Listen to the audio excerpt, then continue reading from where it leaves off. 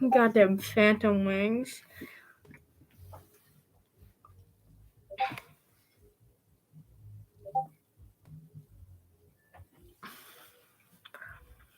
Welcome to today's stream where I am pulling back pain due to phantom wing and phantom scar. I lost an arm. I mean, what? No, I'm not like having flashbacks to anything. No.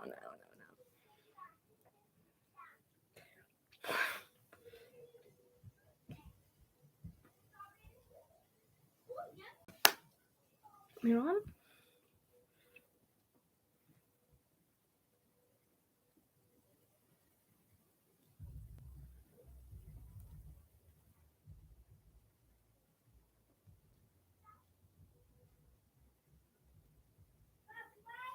Okay.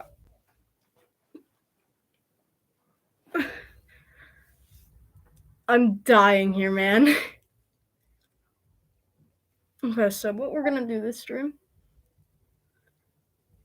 The plan was to draw Drumbot Brian, but in different dresses. The plan was to draw Slutbot Brian.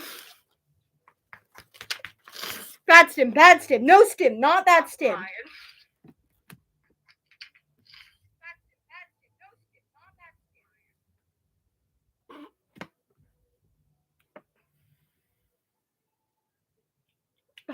I think my secrets are obvious through stream.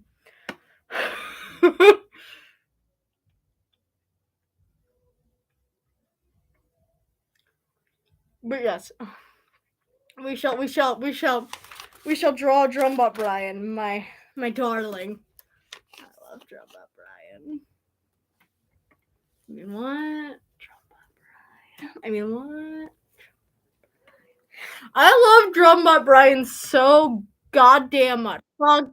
Sorry.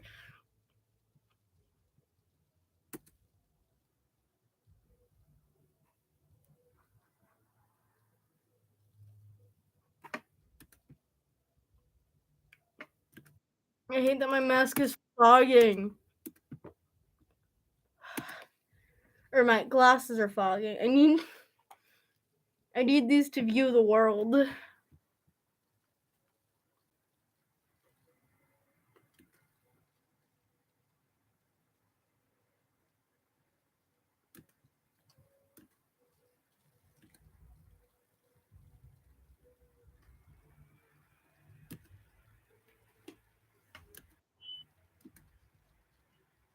I'm checking my email. Oh, I hope it isn't showing.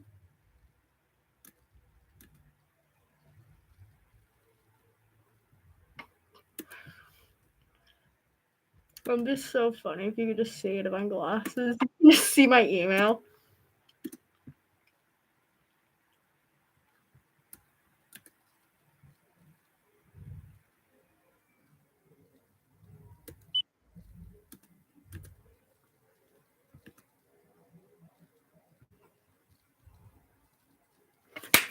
Hi!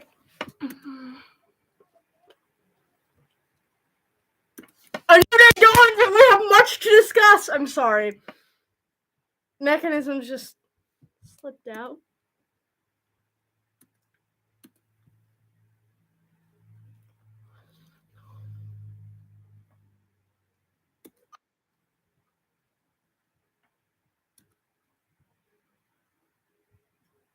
Are you okay? You want to talk about it? Only if you want to, obviously.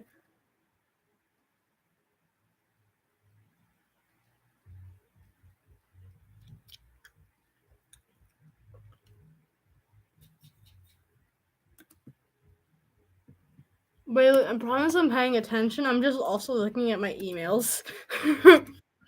Now is not a good time to look at my emails, but I am. Hey, at least this is getting a little bit more attention.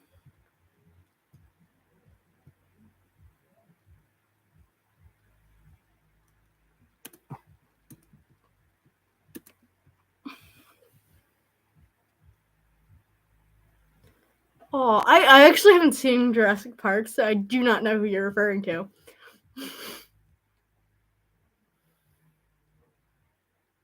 I'm gonna get copyright struck for the freaking songs playing downstairs because my family's playing Just Dance.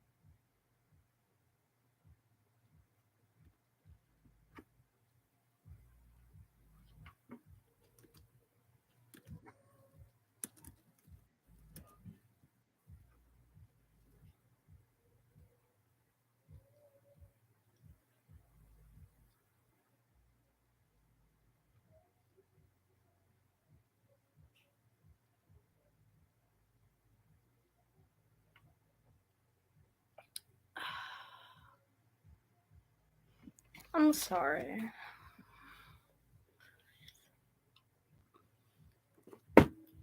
If it means anything, I fucking hate my hair now.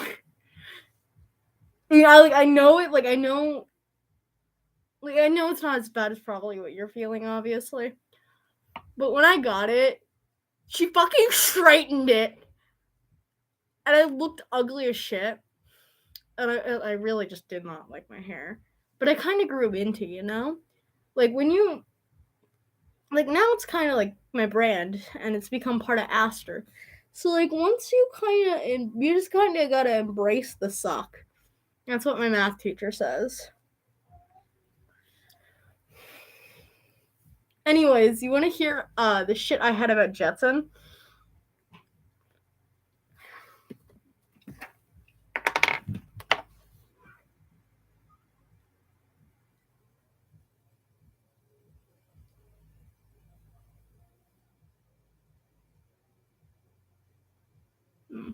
Okay, so I watched Beauty and the Beast. I watched a musical of Beauty and the Beast yesterday because Lish Millie Mercer was in it. She looked like a fucking dork, and that's a compliment. And,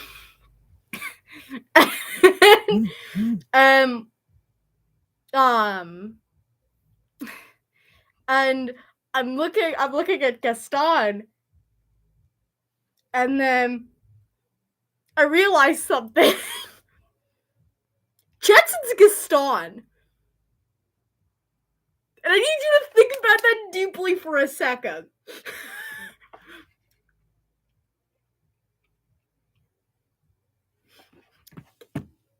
The parallels are scary. And especially everything with the whole at a point I just stopped thinking about Gaston and I started thinking about Jetson. There was a whole song bit where I don't know if that's in the original movie because I haven't seen or the original story that's the Disney movie. I don't know if it's in the Disney movie, but I I was hearing him talk, and Gaston was singing about how he's gonna make Belle into a stay-at-home wife and make her have his children, and they're all gonna be men. And I thought that is Jetson. That is just what the fuck is Jetson doing here? This bitch. Why is he on stage?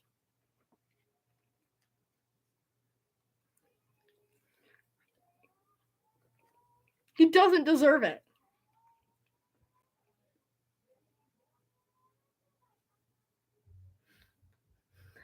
So Merson. Oh my god! Okay, so that reminded me of something else. I did a vocab sheet today. Every Monday I do vocab for history class. Or history ELA class. So guess what I did them all about?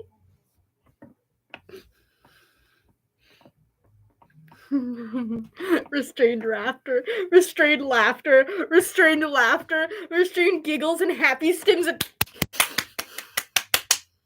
I did them all about our little silly AU with Corvine and both the blazes and everything.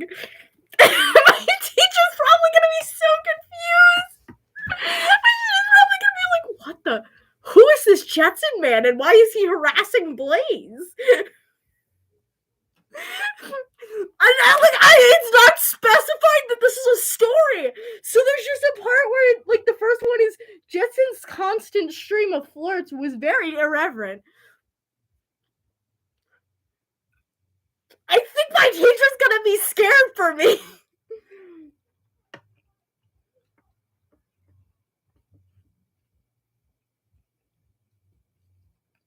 Jetson maltreated Blaze often, which is why Blaze couldn't stand him.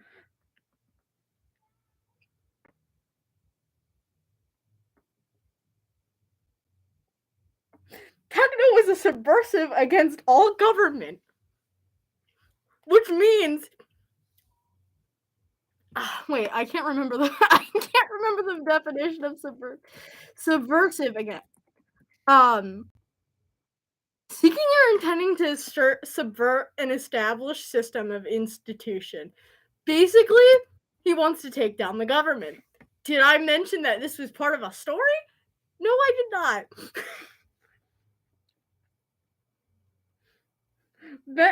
Corvine had a venomous disdain for Quackity for no reason. Blaze can be wily at times, much to Orion, Vesper, and Fox's disappointment.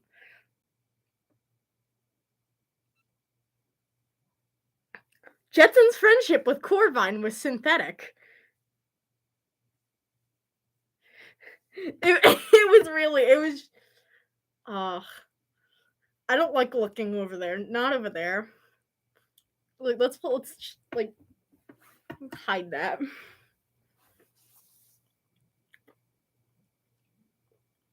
I dared my friend to buy me ice cream.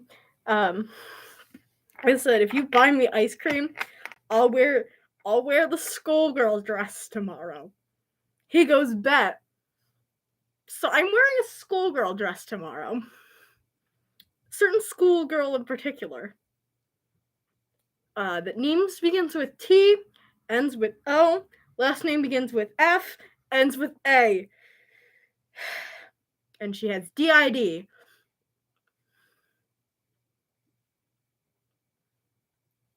Granted a vaguely inaccurate DID, but she has DID. That's right. Toko Fukawa from fucking Danganronpa. Oh, I was supposed to be drawing Brian.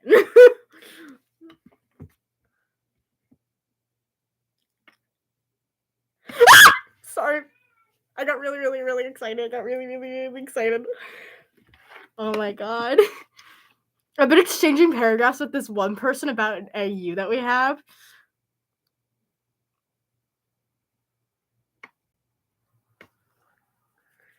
I mean, what?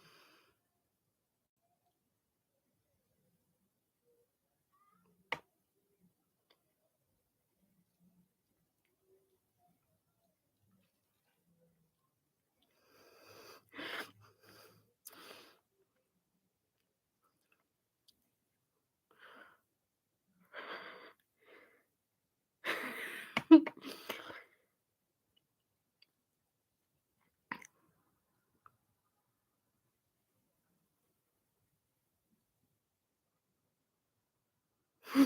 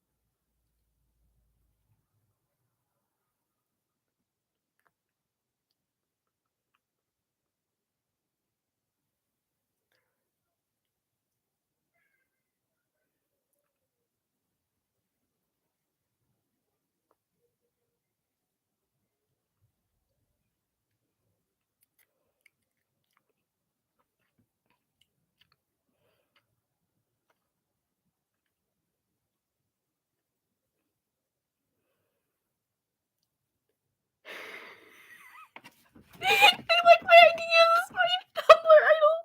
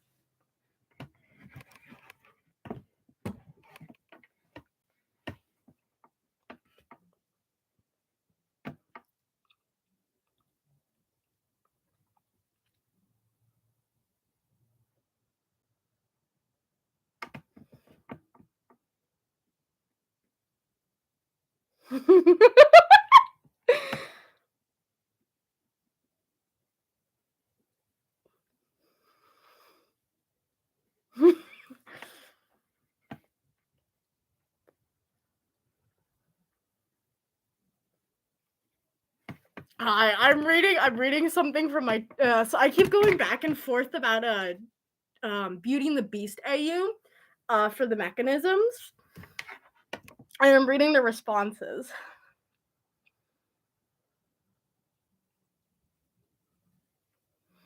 I was finishing talking about the sentences, cackling about how I have to go to school dressed as a schoolgirl, aka Toko Fukawa, tomorrow, because my friend got me ice cream. And happy stimming at this.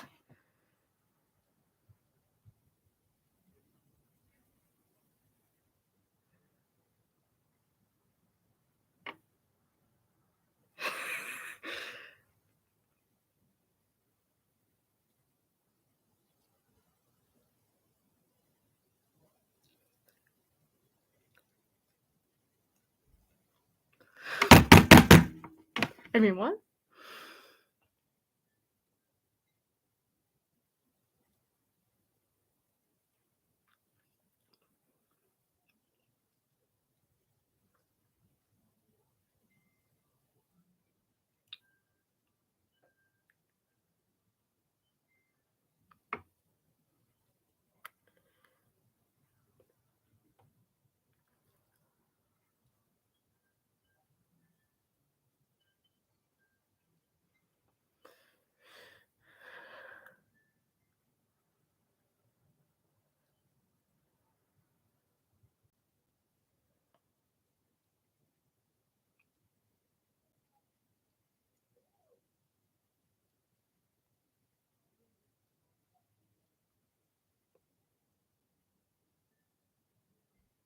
It's okay. It's okay. It's okay. I'm also distracted with reading this because it's been like my hyperfixation all day, and I'm really really excited and just like I love doing this back and forth with this person because they're really cool, and I love talking about like this AU because it's being a very big hyperfixation, and I'm also listening to you, and I promise I feel really really really bad for you, and I hope your hair gets better, and I hope you grow into it. I'm kind of distracted. I'm sorry.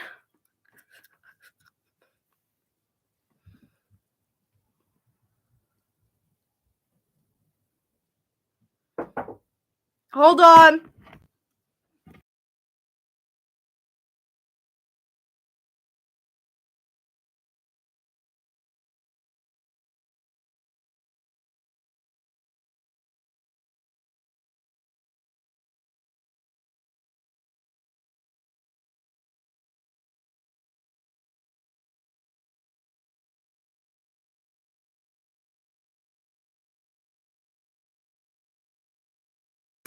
No problem. Sorry, Pico was like, oh, Crumb's streaming and I can join her in Splatoon.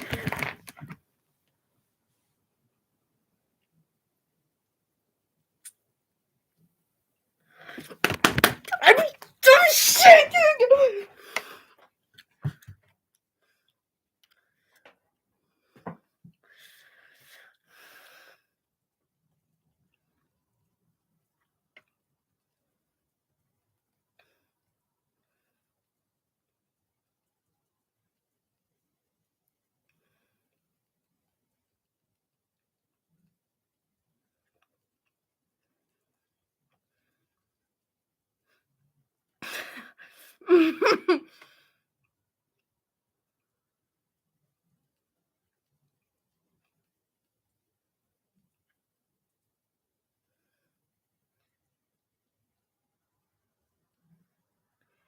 um.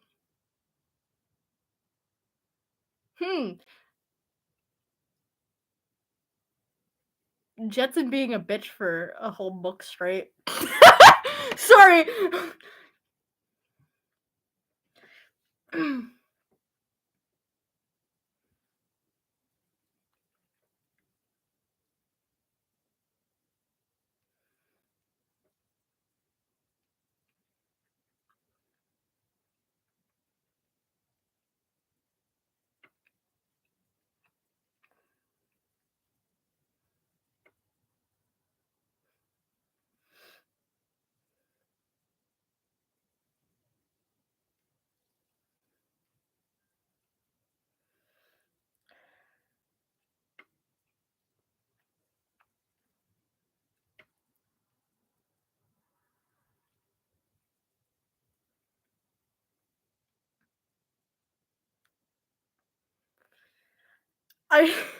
I'm sorry that I'm only half paying attention to stream.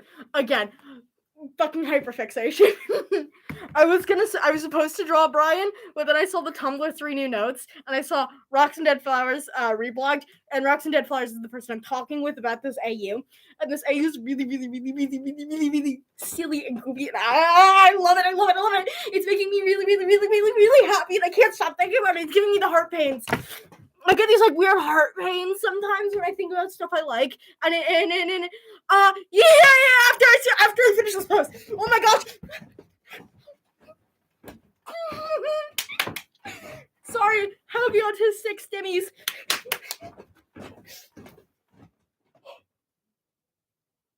Shit, I took down my whole entire flag.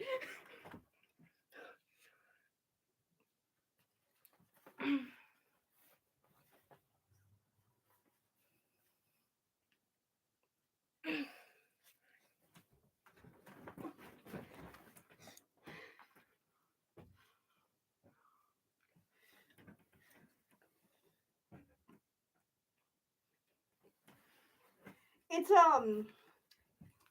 so like I mentioned about the Beauty and the Beast musical yesterday.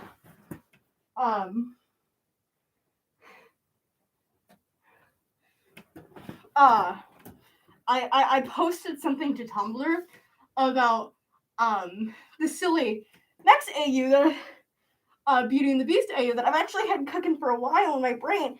And I finally had the courage to share. And so I said it, and then the person gave me paragraphs of different ideas, and I was like, oh my gosh, I have paragraphs of ideas, and they sent more back, and I sent more back, and they sent two relogs and more, and it's sorry.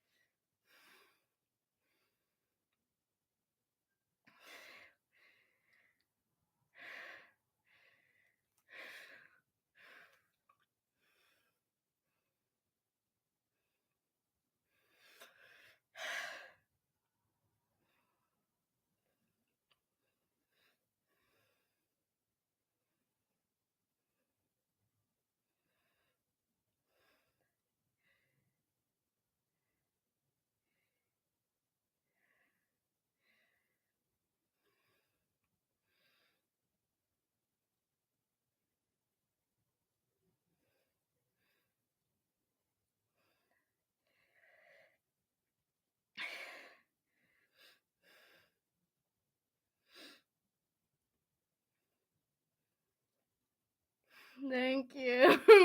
I'm sorry. I'm being really autistic today.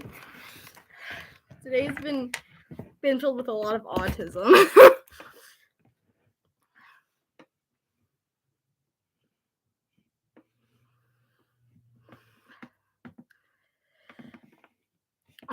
Man, I'm having a hard time breathing through this mask. Just because I stim so hard that I'm out of breath.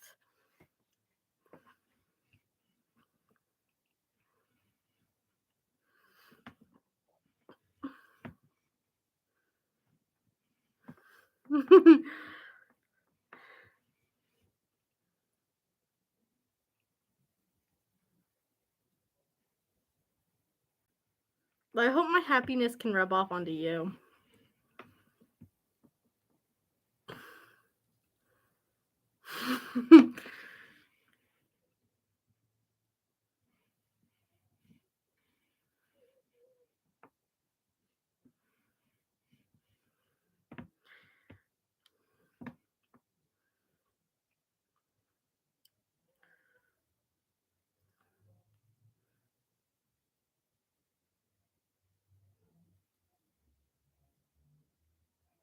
It's okay, it's okay, it's okay, it's okay, it's okay. Sorry. Really bad autism today. I had Monster this morning.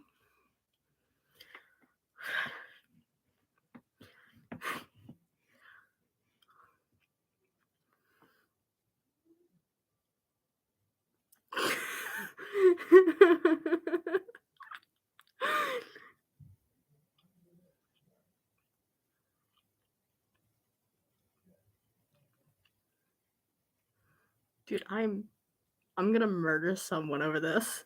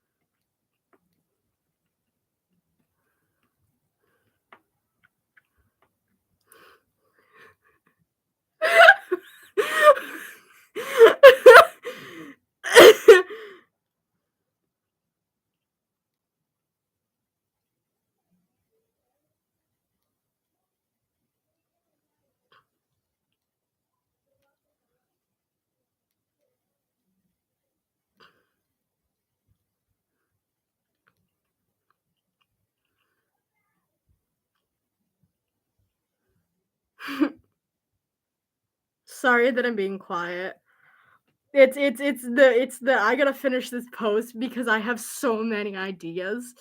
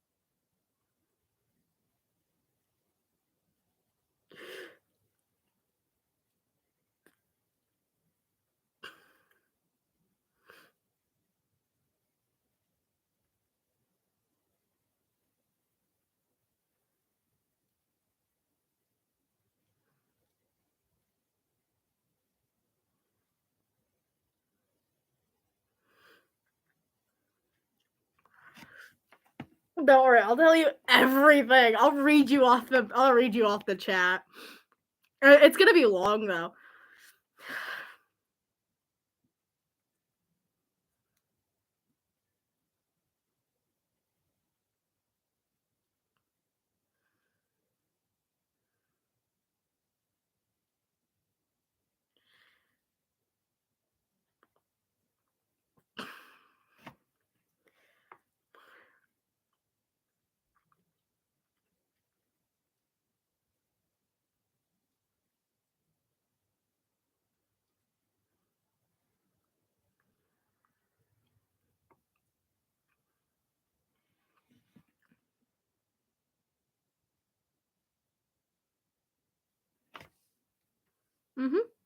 I like my nose is horrible in this mask because my mask is all like moist already.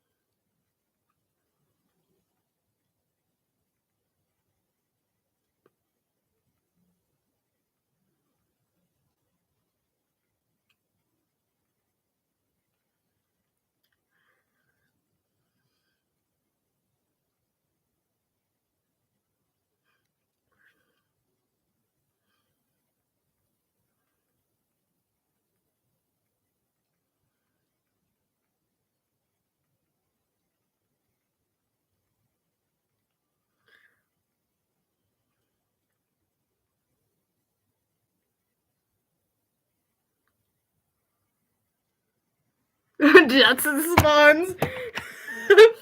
Jetson's a piece of shit, and I love it.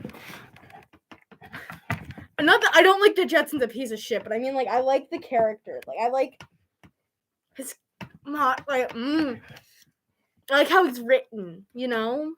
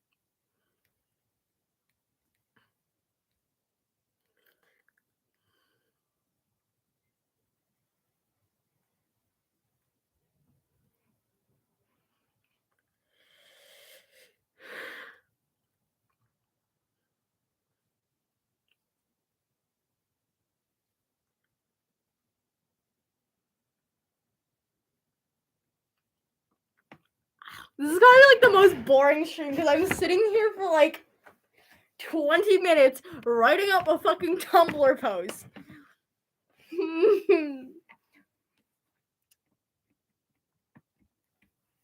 I'm sorry. Oh. what the fuck? What the fuck else do I need to do?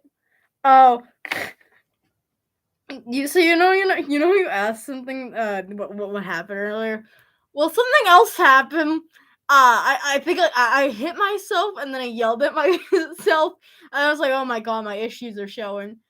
Um, or oh my gosh, my secrets are obvious. Make of that what you will. Make of that what you will.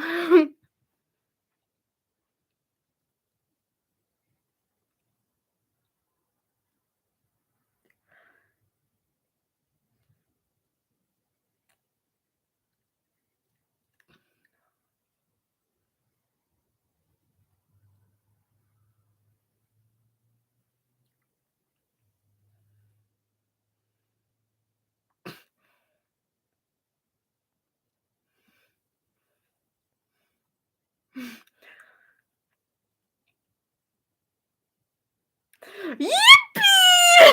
Oh my god, my autism.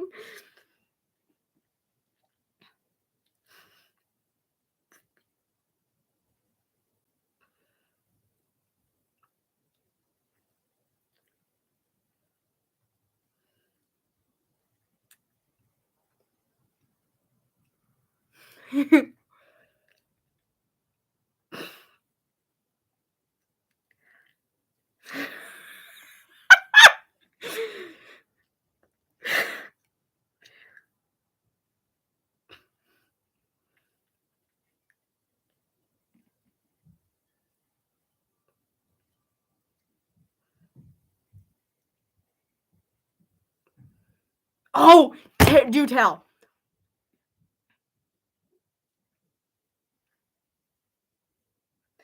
Okay, Lily, guess what the person I'm talking to about the Mex AU said? Ooh, do tell.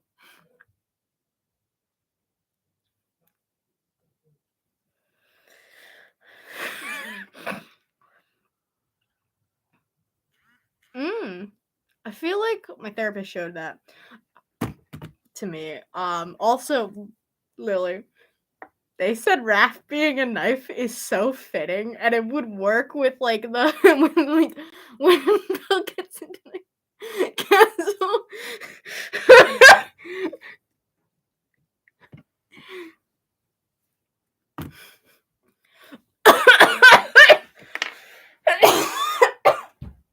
I'm joking on my own saliva. Hold on. Anyways, oh yeah, Fox, Mushroom wanted me to say hi to you.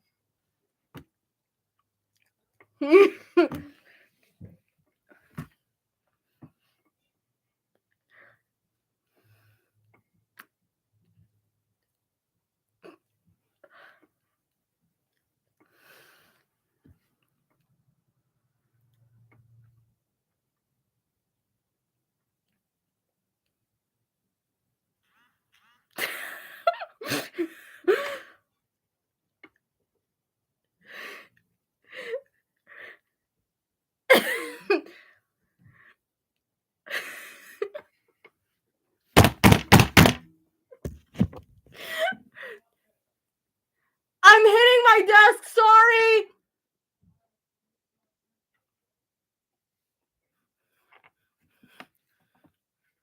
Fox, Lily says hi. I finally cleaned my desk. It used to be covered in paint and stuff because of all the masks and painting I did.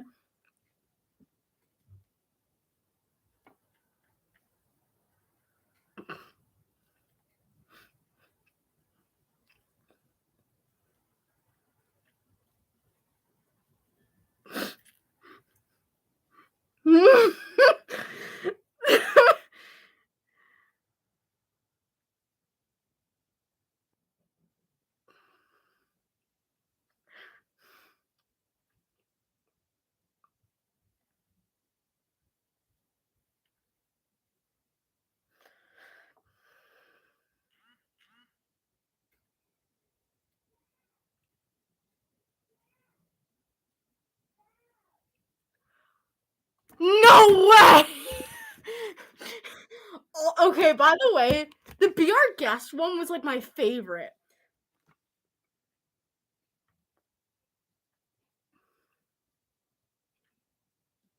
Okay, so Lily said I'm on YouTube because somebody illegally posted a video of Be Our Guest.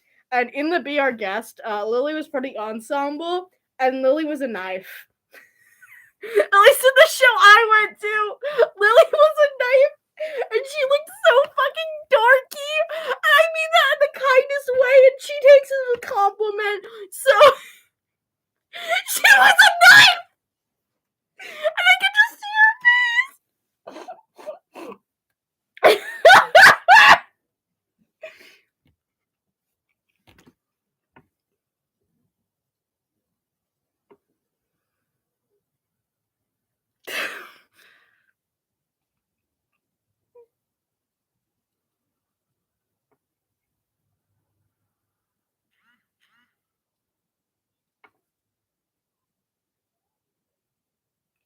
Yeah. I won't share it on stream. Obviously not.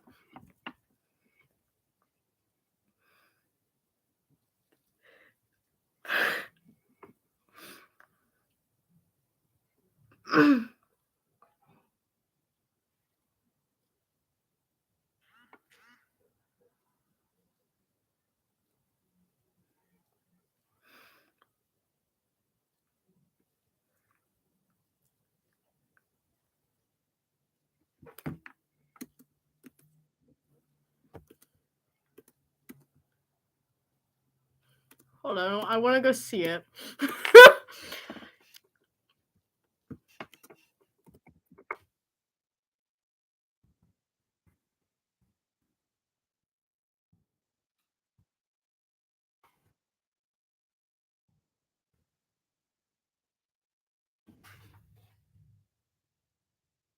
Oh, I found it.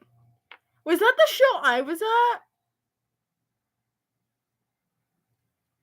I am sorry to tell you, Lily, but there are 2 illegally up videos.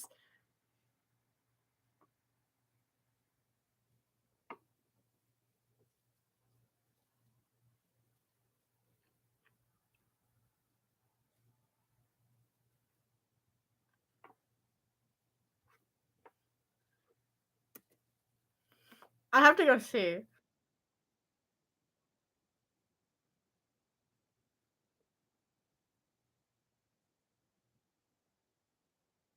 That was right there at the stage, that one. Oh, it's the same dude.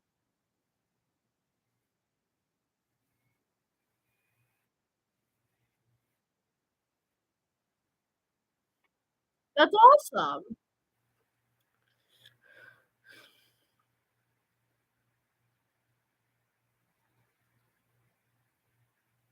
Oh my gosh.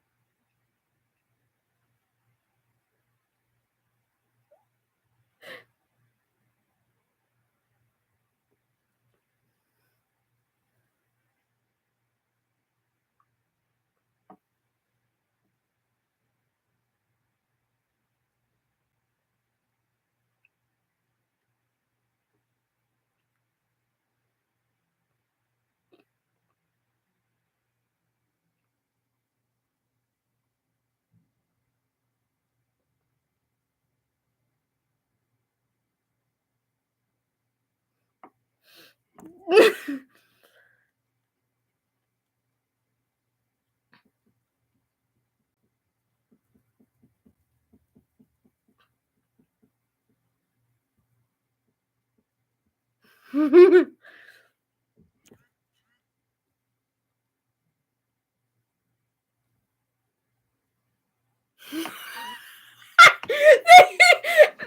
sniped both schools.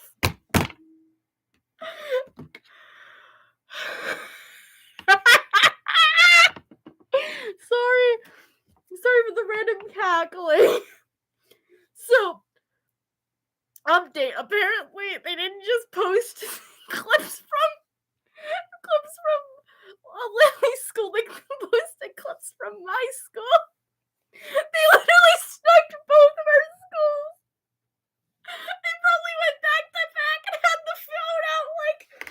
wait, this is gonna be fucking good. This is gonna be good content for YouTube. Literally at the beginning of Lily's, they were like, it is illegal. It is fucking legal to record this. We are rival schools. That's the issue. And you know what my mom said today? She's like, I feel so bad for your friend that she has to go there. Like, your school has a reputation, like, Lily's school has a reputation for being really bad.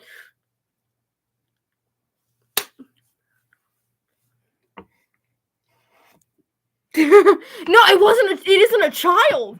It's like a full-grown man who's been uploading it. It's a full-grown man who basically who play sniped 2 schools. And they both probably said, hey, it's illegal to do that. And he did it anyway. And he uploaded it to YouTube.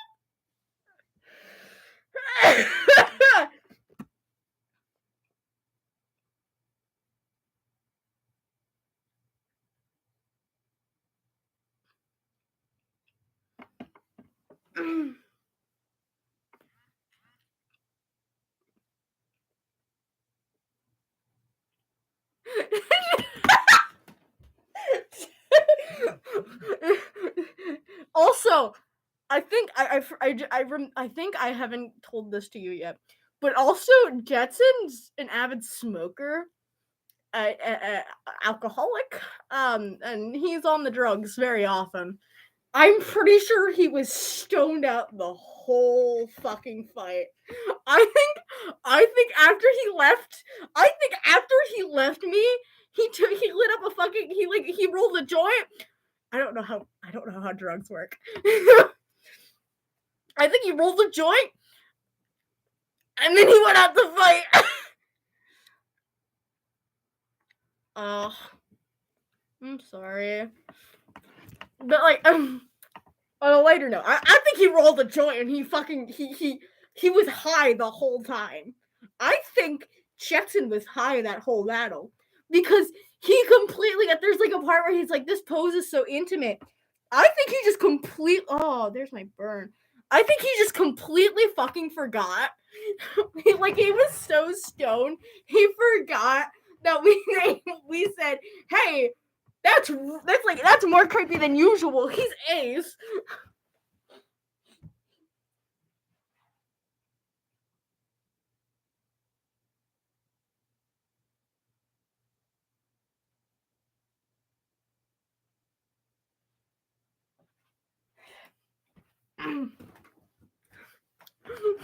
I'm pretty sure he was stoned out that entire fight.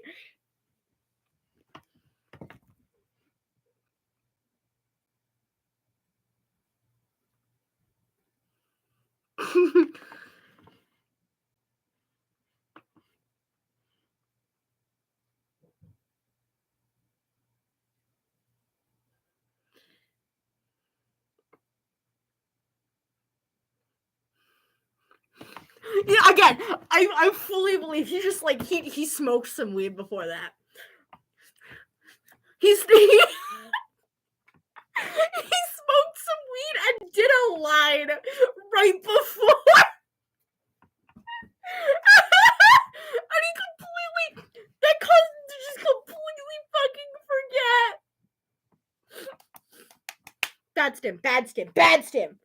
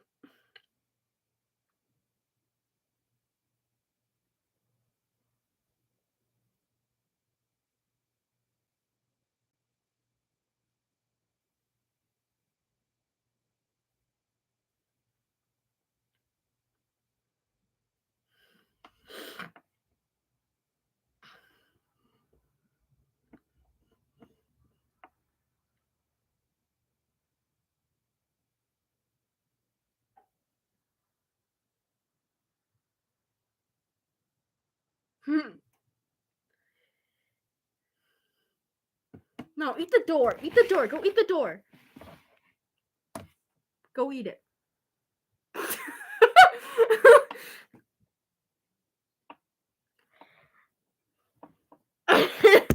Someone needs to Photoshop me onto the cat meme with me. Me is the one going, and the door is the cat.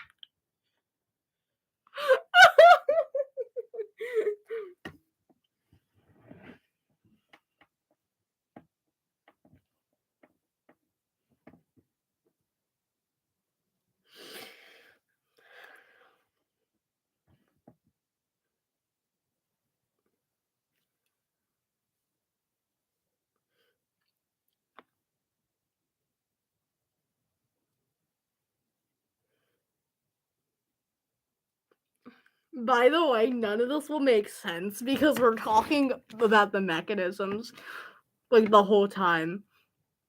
No problem.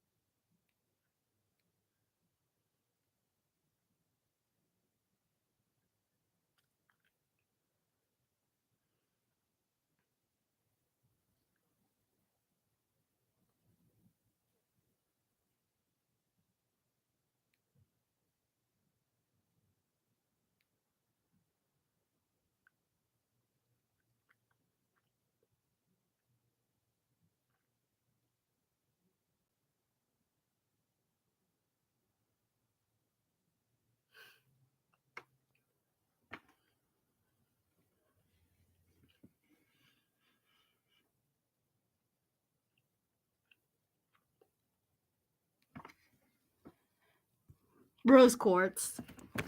I'm a sucker for rose quartz.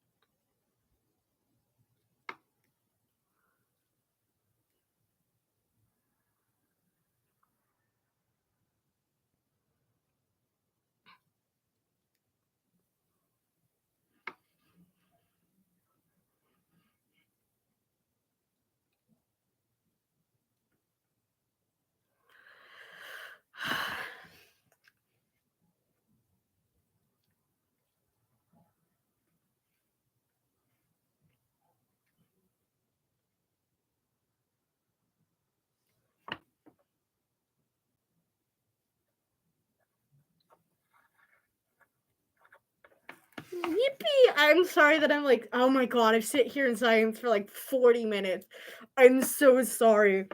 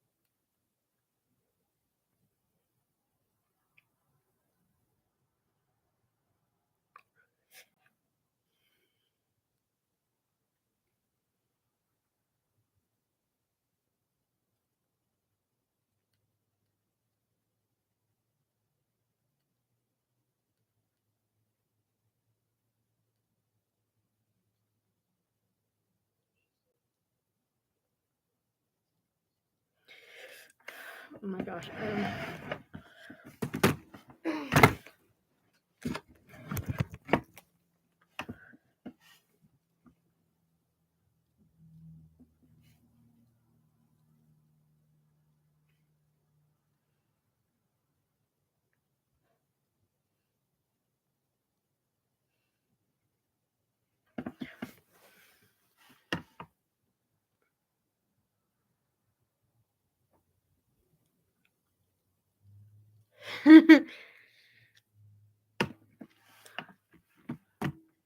I I had art class today, which was I spent most of it typing. I spent most of it looking away from my art project and to the damn hyperfixation.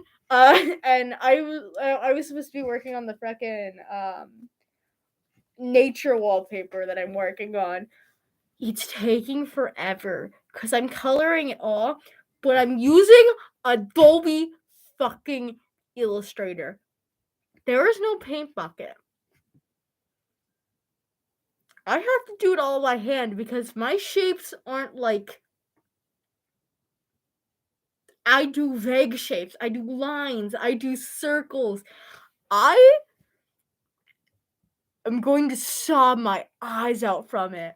I need to finish doing the sand, and then I need to get to the woods, which is gonna be a pain in my fucking ass because I have to do all the different like trees, and I have to do them all in different colors so it has like some depth of reality to it, and it's fucking.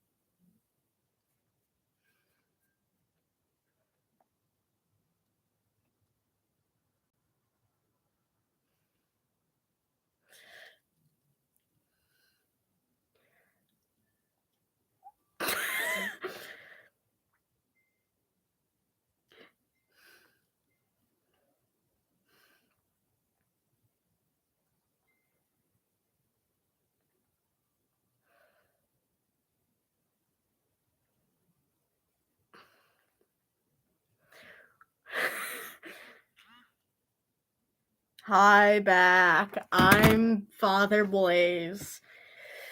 Or Father Gallahan, sorry. Sorry. I'm here to teach you about the Space Bible. My friends, my people, my flock! I have had a vision! A vast, fiery old planet in an endless void. And there, so fragile, us! But fallen into the flames! Your soul is connected to the world you're in. You're dragging it down with the weight of your sin. Surrounded by temptation and we just give in. We're falling into the flame of that Father, hellfire.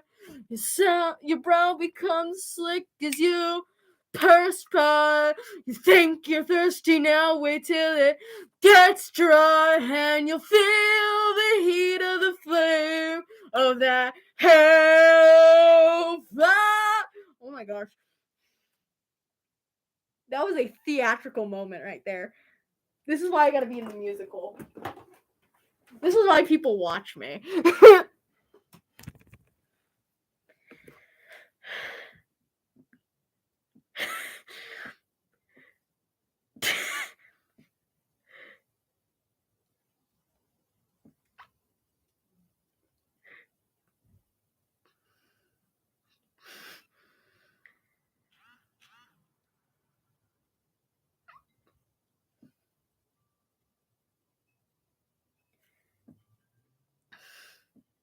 How was my performance? How was my performance so hellfire?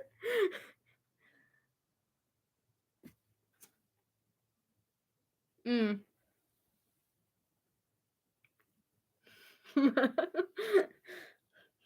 I could also do like the whole entire beginning bit of the city from Ulysses Dies at Dawn. Um, what's it?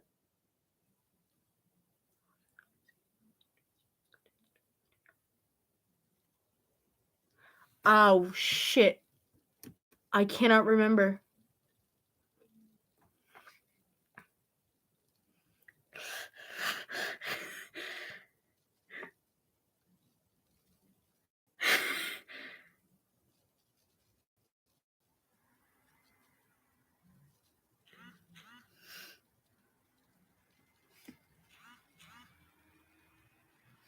Be our guest, put a service to the test.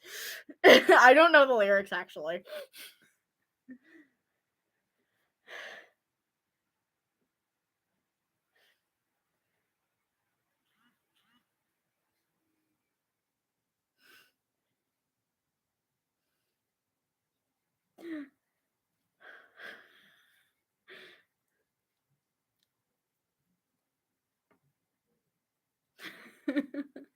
Be our guest, put a service to the test.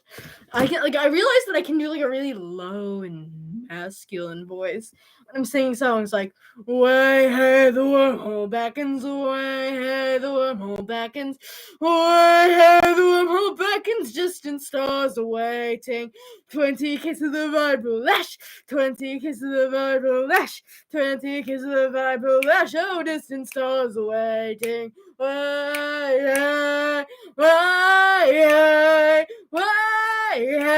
oh, distant stars awaiting.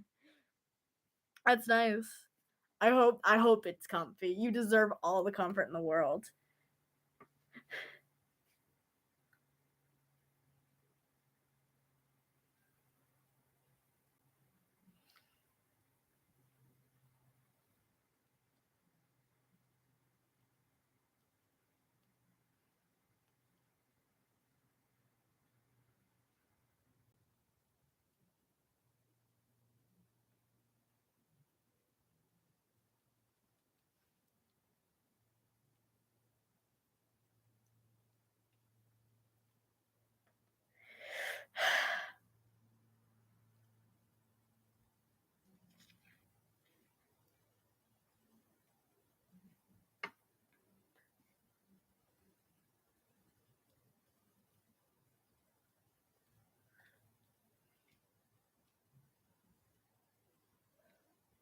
Do you like my masculine voice?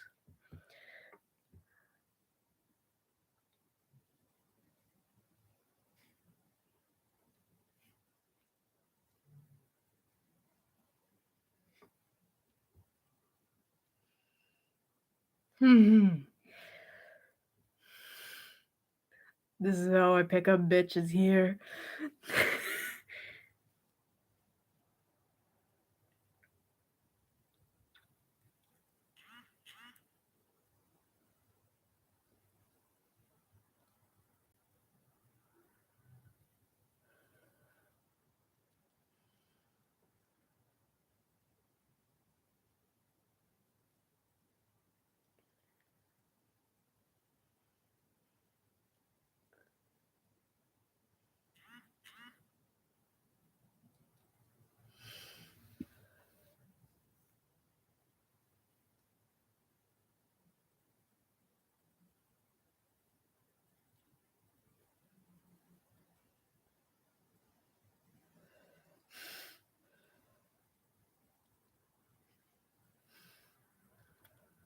Okay, Chad, I can finally talk about it because I completely.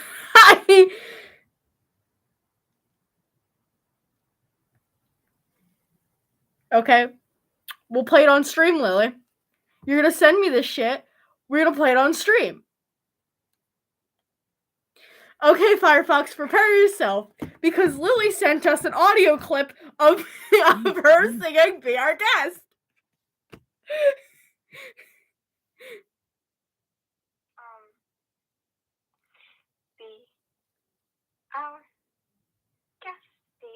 guest, put our service to the test.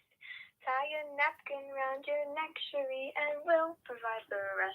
Soup to shore, hot hors d'oeuvre, why we only live to serve. Try the gray stuff, it's delicious. Don't believe me, ask the dishes. They can sing, they can dance. After all, miss, this is France. And the dinner here is never second best. Go on, This is good. Hold your menu, take a glance, and then you'll be our guest. We are guests, be our guest. Beef ragout, cheese souffle, pie and pudding on flambe. We'll prepare and serve a flair and culinary cabaret. It's really good. You're alone and you're scared, but the banquet's all prepared. No, it's gloomy, you're complaining, while the flatware's entertaining. We tell jokes, I do tricks with my fellow candlesticks, and it's all in perfect taste that you can bet. Go on and lift your glasses up. You've won your own free class to be our guest. If you're stressed, it's fine dining we suggest. Be our guest, be our guest, be our guest. Okay, let me get a more freeing mask. And I know the whole, I just remembered the beginning of the city. So, we're putting on the Aster bandana. Because I still can't find my mask for normal streaming. I'm pretty sure it may have fallen under my bed or into the side crack. And I'm personally not keen on grabbing it right now. You will cease to eyes at dawn, or at least that's the word on the street from those who saw what went down at Calypso's. Now listen up, because we've got a long, giant, twisted task of a tale to tell. And if you don't keep up, you might just get lost. Now you need to know a bit about the city. See, the city's the kind of place where the rain beats down like coffin nails and the air swafts with the cigarette stench of betrayal. My kind of town. And it's here where we meet our hero. Bloodied, beaten, bruised, unbowed. That's all I can remember. But if I had like the lyrics in front of me, I could totally I could kill. Literally.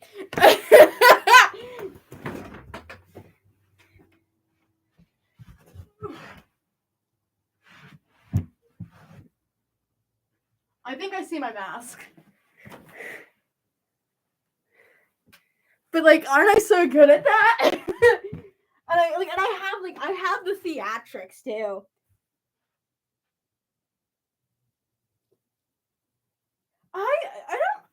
Did I put the city on there? Because I don't think I did. Because the city was one of the I mean, you might have heard me say it before, because I can remember that I've had that one memorized for quite some time. But I don't think I put it on your playlist, because it's one of the speaking albums, and the only one I put on the speaking album I put on there was fucking Justice, which is my one of my favorites. Hold on, if you just oh my god, you know what? Let's see how well I can. Oh my god, I hate this mask. Let's see how well I can do with Lost in the Cosmos. This is second favorite mech song, second favorite song in general, especially because of the "He's not for heaven, nor yet for hell, lost in the cosmos only." Because the "He's not for heaven, he's not for hell" has a lot of impact on me. It means a lot to me, because Fun Blaze Lore, my grandma, who helped me start this channel,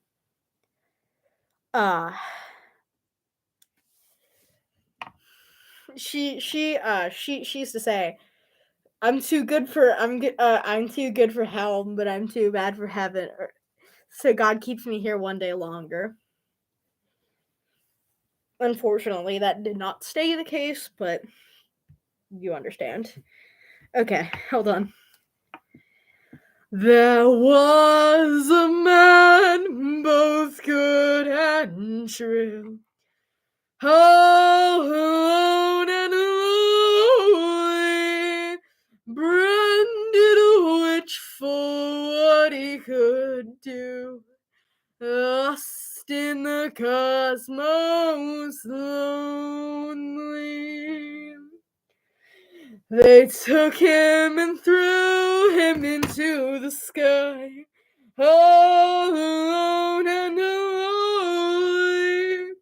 Whence he came and where he would die, lost in the cosmos lonely. In the cold of space his eyes did bleed, all alone and lonely. With crystals glimmering his body did freeze, lost in the cosmos lonely. Slowly, slowly frost crept through, all alone and lonely, stopping his blood as long he flew, lost in the cosmos lonely.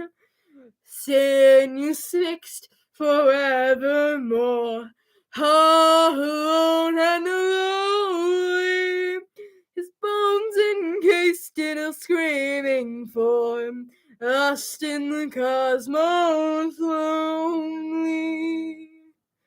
At last its heart, its beating slow, all alone and lonely. But it did not cease, his tale is not over, lost in the cosmos lonely.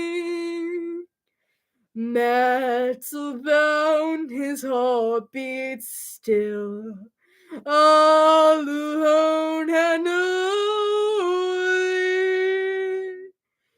He's not for heaven, nor yet for hell, lost in the cosmos lonely.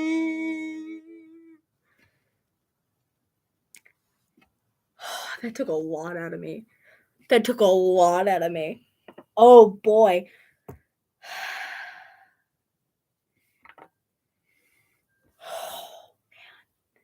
I just need to hear at least a clip of that. I'm gonna go look.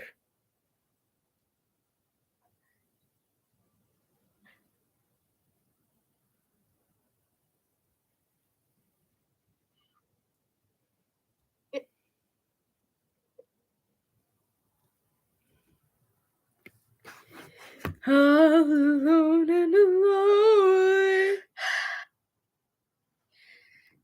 Let's see how well I can do with that. She used to say,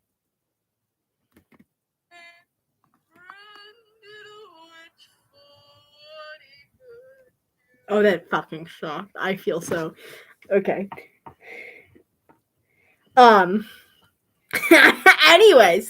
Anyways, shall I rant about the fucking Max Beauty and the Beast AU?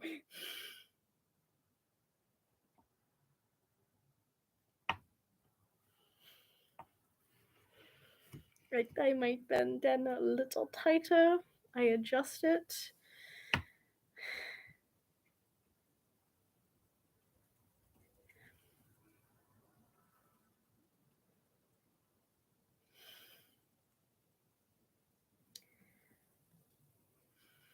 Okay. So this is a whole entire fucking thread. Hold on, I gotta save this photo of Brian. I don't think I have this one. Oh, and he has the hind of a camel at once.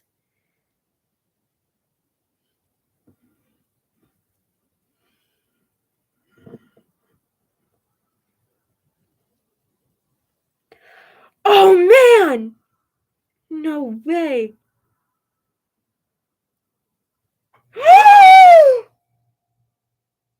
Sorry. Oh my god.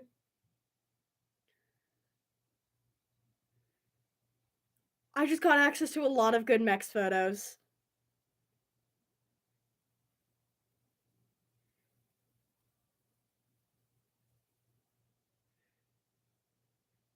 I got a bunch of like mechs posters.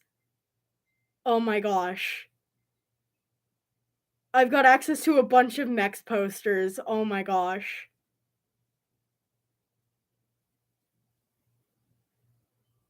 Oh my god.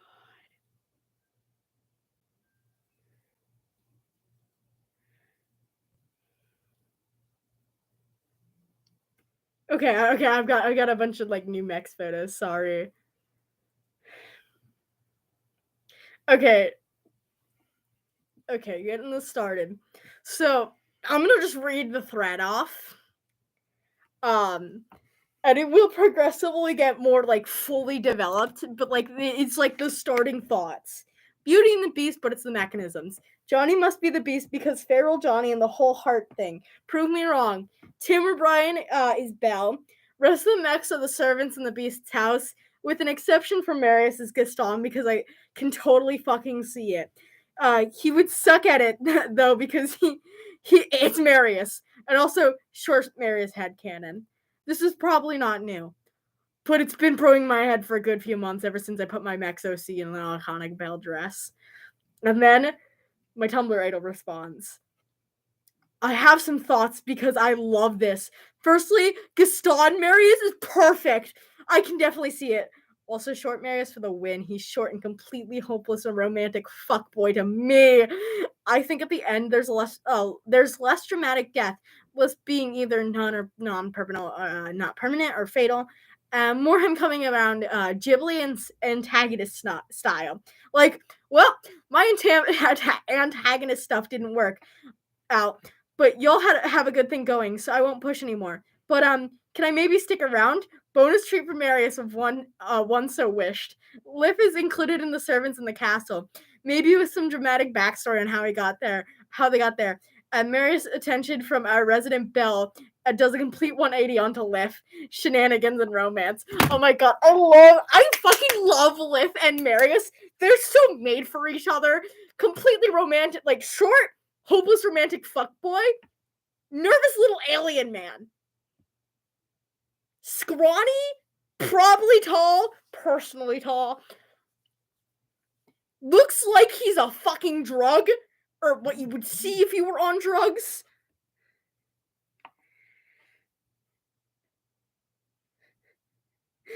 Yes, this is the next Beauty and the Beast. On to the next part of the story. Johnny's the Beast. Perfect. I feel like Beast may have some kind of rich boy royalty syndrome to kick off the narrative, which I don't see Johnny having, but that's irrelevant.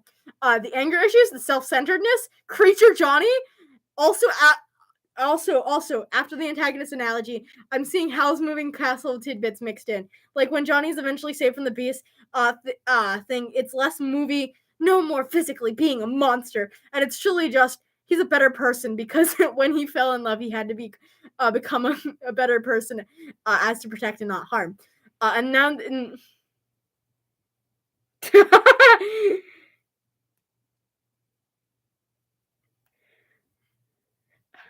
Okay, so Gaston is Marius, and LeFou, we're thinking toy soldier, but Raph is going to be a knife apparently. Hi, I'm reading off a AU that I'm working on with a person on the internet. So this next part they're referring to something I tagged underneath my thing.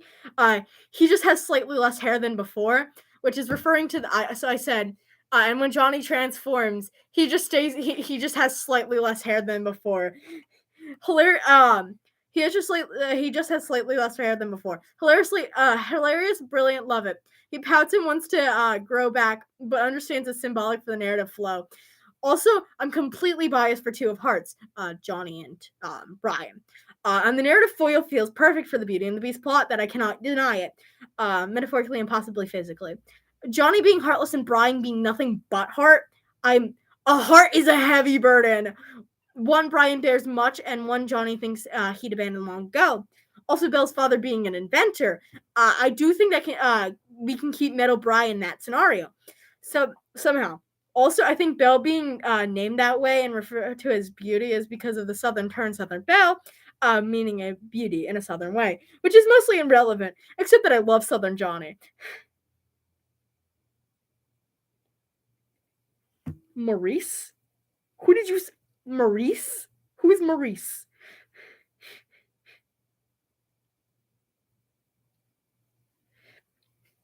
On that tidbit, there's this whole thing with roses that grow around the abandoned castle. Oh, yeah. Okay. I didn't know his name. Okay, listen. One more tidbit. There is this whole thing with the roses that grow around the abandoned castle.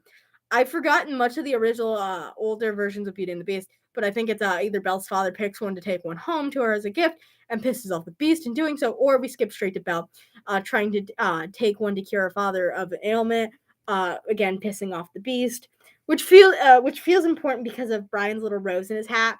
That's it. I will never stop thinking about Brian and his roses. But this is the internet stranger. I do love Brian and his roses, though. I know the story-ish. I keep trying to figure out which mechs should be which servants, and I can't pin any down for certain. Hold on.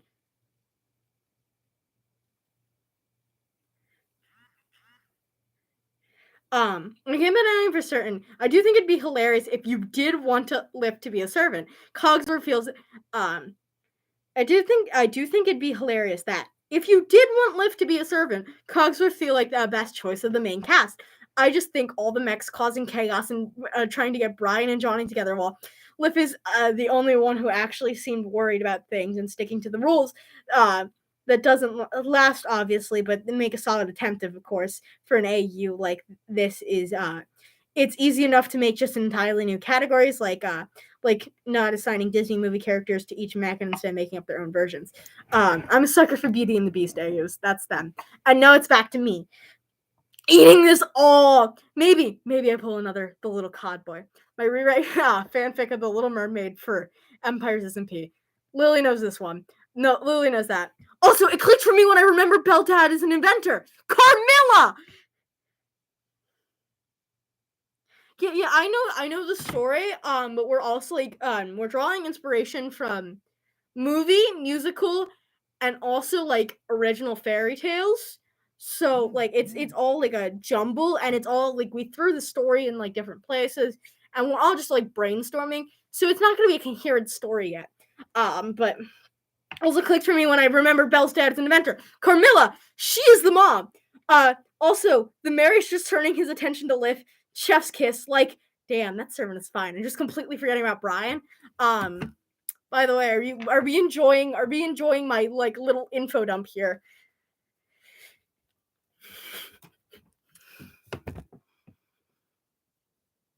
I look so ugly, man.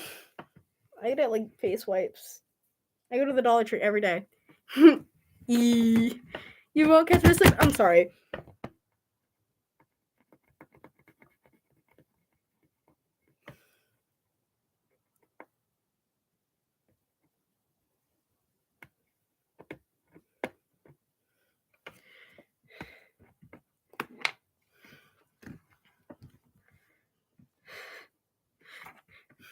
I almost sang a song, but I stopped myself.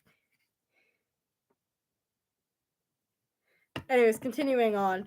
Also, you're right. Brian is perfect. A lot of the thing is about learning to love. At least in the Disney version, I'm a heathen, and even Aster is disappointed. I don't know what the actual story.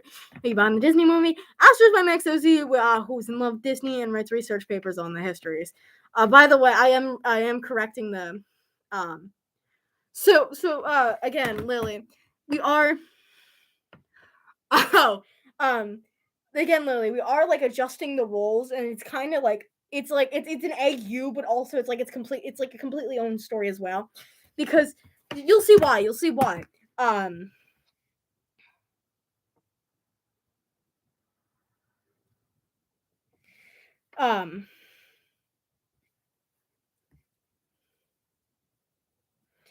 Yeah, no. You'll hear a lot of them mentioned and casted or decasted, and I think there could be a lot more special moments where Brian talks to Johnny about love and stuff, and Johnny starts to really understand what it is instead of the false concept they had left behind.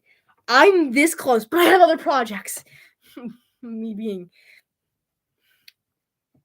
Continuing discussion. Ashes and Mrs. Potts, Miss Potts, like mixed pots. Since Ashes has always felt like really grounded, and that's all I could think about when I was watching the musical yesterday. Fun fact: I decided to share this because I was watching that musical. Tim is Lumiere because IDK. I think that could have a lot of comedy. Imagine him saying "Be Our Guest," comedy gold in my opinion. He's Lumiere, but instead of being French and into women, he's British and really into men. The rest of the mix could be like their own characters completely. If Liz ends up being Cogsworth, that'd be so funny with Tim as Lumiere, I think. I'm sorry, but Brian in the yellow bell dress, in the one she wears in the village, I'm gonna have to draw it, man! That's actually what I was supposed to be doing this stream, but I didn't. Side note. I was trying to think about a replacement for Belle's love of books and remember how they got Arthurian mythology a little wrong in the musical yesterday. I got a little mad. They said Excalibur was the one in the fucking stone. That's not it. Excalibur was a completely different sword, and the one in the stone he broke. The one that he pulled out of the fucking stone broke. And the Excalibur was, I'm pretty sure, lifted off someone else. Completely fucking different story. But in the musical, they're like, oh, fucking pulled the sword, and that was Excalibur. No! No! No! I gotta stop yelling. I know you didn't write the script. I'm just pissed off. I'm pissed off that they said that the fucking sword in the stone was the Excalibur. No, Excalibur was a different sword. That was a fucking irrelevant sword that shattered upon first use. Anyways, continuing on. Instead of books, Brian's super into music and like songs can serve the exact narrative purpose of books while with the taking you to a whole other worlds. I could have so many more ideas, but I'm behind in art, and yet I'm sitting here writing this piece. Hope you like my ceaseless nonsensical rants. And then we go next to Rockets and Dead Flowers. Gonna be thinking about this AU all day now. Carmela's so correct. Local small-town kooky MILF inventor finds a body, also completely torn apart by wolves, and frostbitten in the woods, and decides to Dr. Frankenstein her way into finally having a child in her own eccentric way. Also, I think that while Belle is somewhat the Waba is somewhat outcasted mostly because of personality, autism to me, but I must just be silly, goofy, and ambitious class with the locals. But I'm autism to me, but I must just be silly, goofy, and ambitions clash with the locals, and a mix of jealousy for her beauty and brains. I think for Brian it could be all like that, but a healthy Frankenstein mixture of genuine fear. He has so much love to give, so much to learn and experience, so much life. But he's different and strange. He's beautiful, but otherworldly, unsettling, beautiful. But the otherworldly, unsettling, beautiful. He's clearly contraption made of metal, though the flesh within and the story behind it is one most don't know of. This makes people dislike and fear him, though they stand his presence much more like in Beauty and the Beast than Frankenstein. Also, this makes Marius far less basic and much more eccentric in his choice of romantic pursuit, considering he's like Gaston, but just bad at it, or as I like to call it, a bard with negative charisma. He's just a big weirder too. So of course he'd fall madly in love with Hyperfixate. His crush is a hyperfixation on the only interesting character in town, on this beautiful brass man whose origins remain a mystery. Marius can't resist a good story. Also, Brian in pretty dresses. Side note, I think it'd be fun narratively to make a purpose for those dresses if he's mass presenting. I mean, there's no actual there's no actual need to, but the idea of putting him idea of him having chronic pain plus stiffness and whatnot because of his form in a flowy dress / skirts, just like being easy to put on, take off, and move around in. Projection, yes, but I like it. Lumiere, Tim, and Ms. Potts, Ashes is where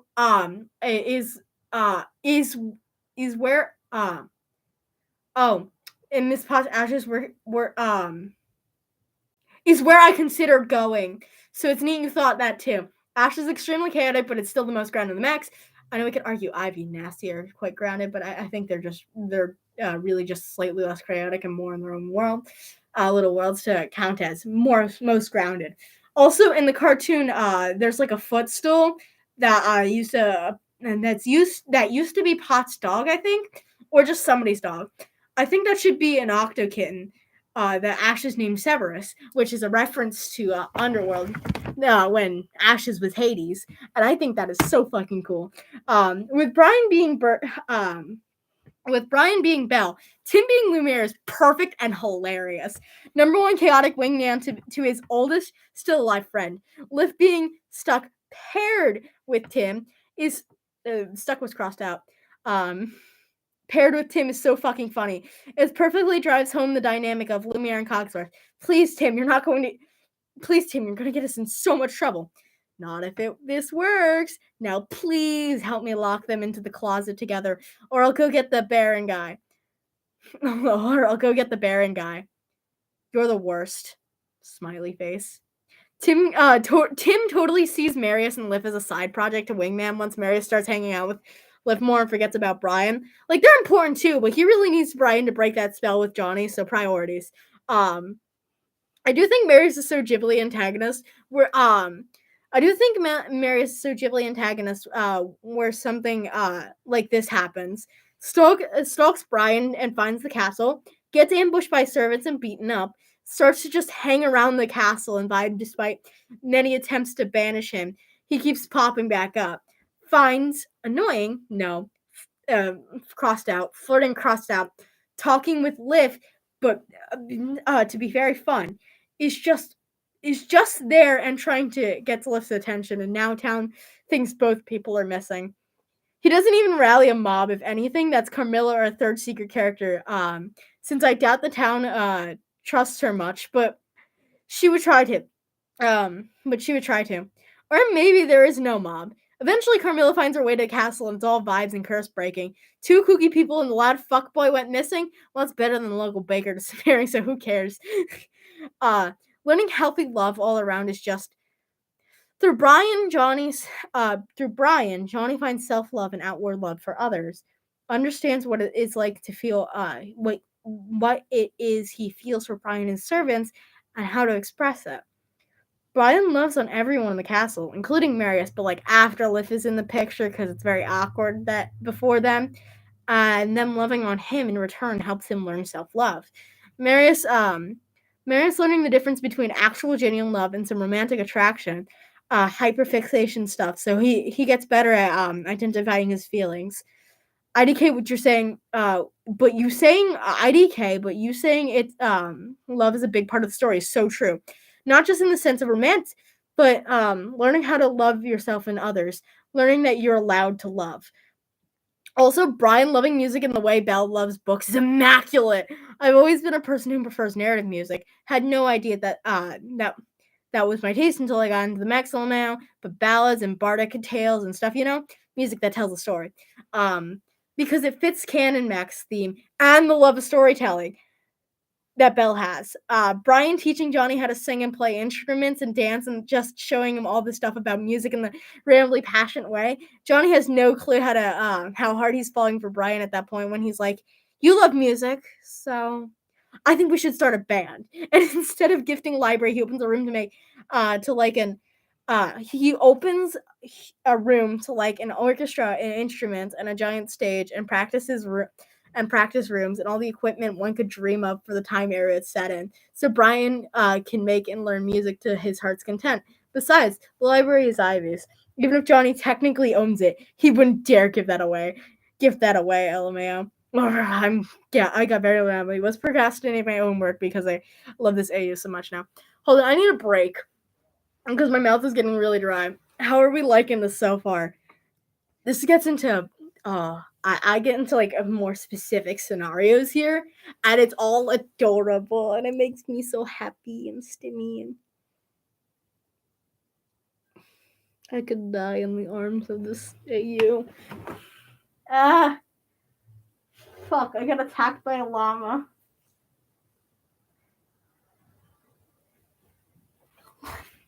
Hold on. I'm gonna give you like a few minutes.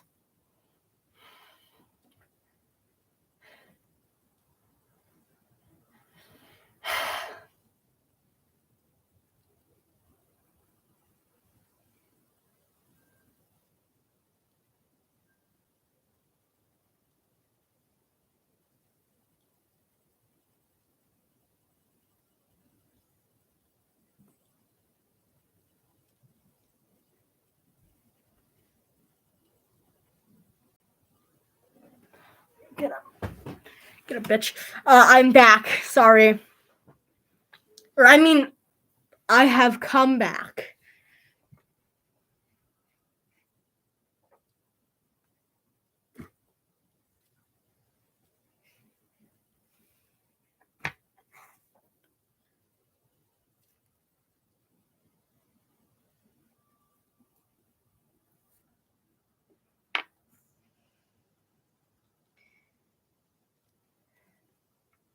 Bye. I'm gonna finish ranting and then I'm probably gonna call off because I want to watch Beauty and the Beast.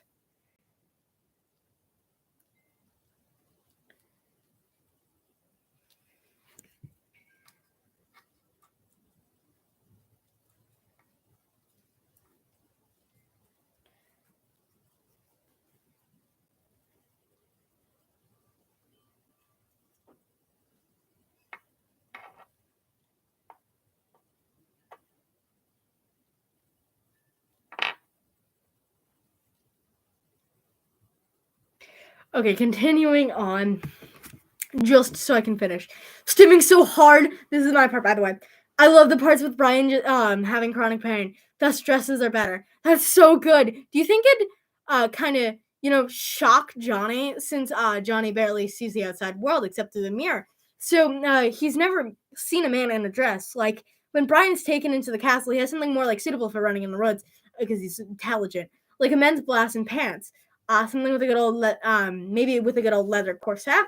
And then he changes into a dress. Then he changes into a dress he finds in the wardrobe, and Johnny's like, "A man in a dress?"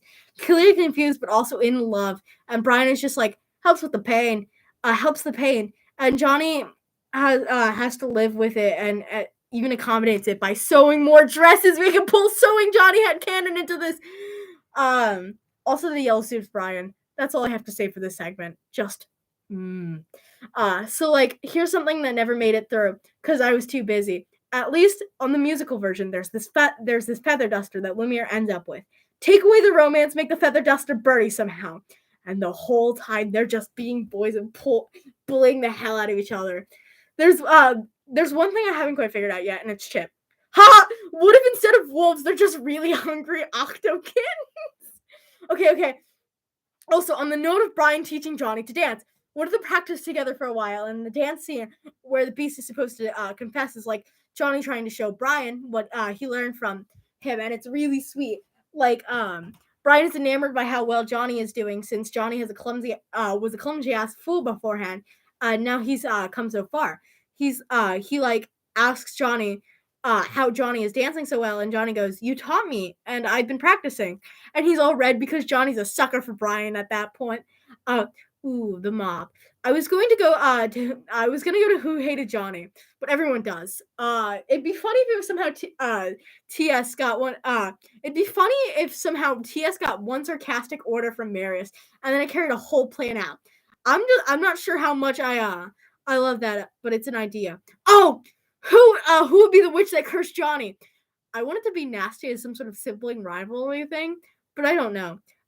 Doesn't feel fitting. Again, would go with someone who hates Johnny, but everyone does. Also, the Auto Kitten stole my everything. It inexplicably has 8 legs, Brian asks, and Johnny's like, special made! Because they have to cover up the whole magic thing. Oh my gosh! And the whole thing about Brian just being so beautiful, but in an odd way. Dude!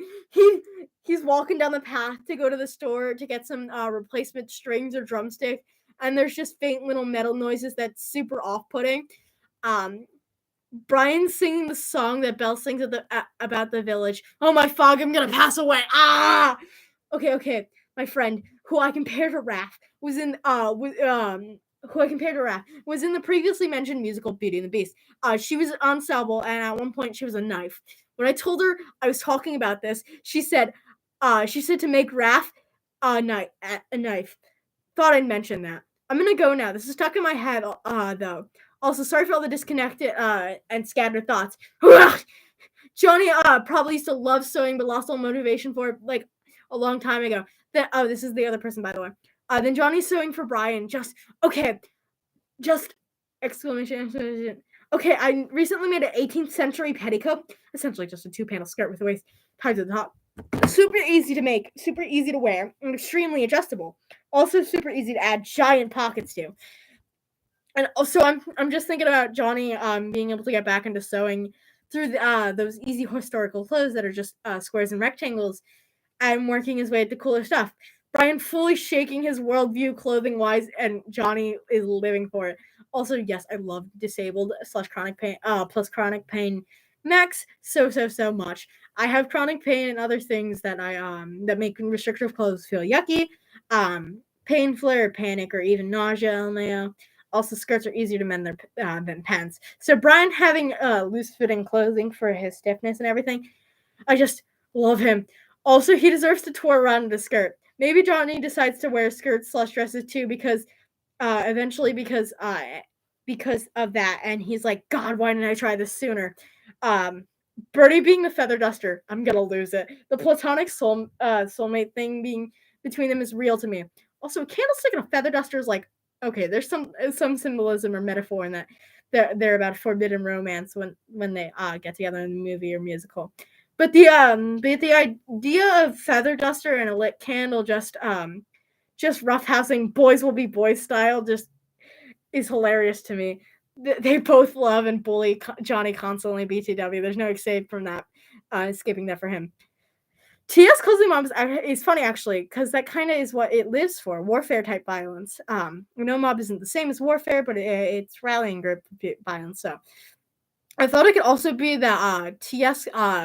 Could also be LeFou, not characterized that way really, but the placement of weird friend to Marius works. I think TS follows orders better the more firmly they are asked. Like you can ask it a favor, but if someone asks TS to ignore you and they demand that better, TS does it instead. So maybe Marius was intensely serious when explaining the plan to find Brian, and it basically says, if I don't return in this window of time, follow my trail and bring a mob because I'll be dead. And he was so serious, intense, but he forgot the entire exchange like the next day. Toy didn't forget about it and followed the demands to a T. And even if someone tries to convince him otherwise, say maybe Carmilla because she just remembered what in the castle. God, she she should have checked it sooner, and sooner. Whoopsies, if it doesn't work. Also for Chip, I know we've already tossed around TS as a villager with Marius, but I think it'd be funnier if it was Chip. Um, that or Ivy. Neither of them fit the curious, chaotic boy vibe of Chip. So IDK, but I think either of those would be cute. Do you consider Ivy as in a kid? Do you consider Ivy as a kid, but she is short, so teacup instead of teapot. Ashes is always trying to keep her from scaling bookshelves in the library because they don't want her to shatter, but she's very intense about reading. Johnny learning how to dance from Brian and caring so much. He practiced. He cares about Brian's interests. Crying. So for the witch that curses Johnny, I like the Nastia thing. Nastia is an older sister coded, so she probably trying to teach him a lesson in the way most older siblings try to teach the younger. So of course Johnny just thinks she's being a bitch, which she kind of is, but she has reasons. Also, what if the castle is Aurora, so we have to get essentially a castle. Sentient homes are the best. IDK how it'd work, but I thought I'd toss that in here. There. But if you don't like that, consider Carmilla. Some dramatic plot twist that Carmilla was responsible for the curse before she ran off to the local village. Maybe Johnny didn't even know it was her that did it. They definitely have a history in that case though. Um, Honestly, it might be funny if she had kind of forgot she did that. Then then her new kid disappears while exploring the woods trying to get her medicine. I swear there's a version where Belle found the castle because her dad was sick and she's trying to find a cure, but I can't. Where or if I made that up. Near that castle and not long ago, that loud kid that kept flirting with it. Oh, near the castle not long ago after that loud kid that kept flirting with her kid also disappears and TS starts acting strange. She's like, these must be the consequences to my actions people have told me about. Whoops. Better go check in on that. Also, wrapping a knife is perfect. I think it'd be hilarious if Brian was if I think it'd be hilarious if Brian was spooked when first entering the castle and grabbed this random knife laying around, brandishing it at whoever spooked him, and then the knife just starts talking. Actually, I think that happened in the movie with Lumiere, sort of. IDK, it's been a while. Also, side note, the wolf octo kitten fellas, what do they be? At this point, it feels like canons don't exist. It's just octokins, Lamau. So like I vaguely mentioned whoever Brian was before. Carmilla found him was probably mauled to death by wolves. There's that scene in the movie where Belle runs off and gets cornered by wolves, and the beast jumps in to protect her. All that Brian getting cornered by these creatures and having a sudden PTSD induced panic attack thing from the memories he can't actually remember and from the feelings of flesh he can no longer feel. Johnny going completely feral and saving Brian, fully teeth ripping out at throats feral. They get back to the castle and Brian's cleaning Johnny's wounds. The wounds he's trying to lick and not let Brian touch. The whole scene where they'd suddenly page closer to one another in their story than before. One more thing I was thinking about. This is the same person still. Brian's special interest in music and having some notes. I can't think of any audio recording equipment being around earlier than the mid 1800s, but I'm pretty sure Beauty and the Beast is vaguely set somewhere in the 1700s.